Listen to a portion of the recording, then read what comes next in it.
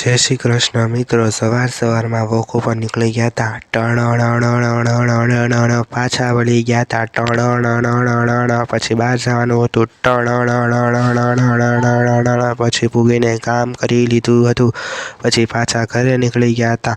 ટણ પછી 4:30 થઈ ગયા હતા.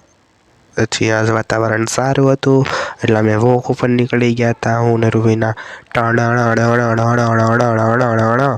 પછી ભાગ્યા. પછી અમે હાયલા પાછા. વાતાવરણ ખૂબ જ સારું હતું. એટલી વારમાં મને સીંજી દેવામાં આવ્યું હતું કામ. પોતું વાહેને ફોફડામાંથી લાવવાનું હતું, પોતાનું કામ.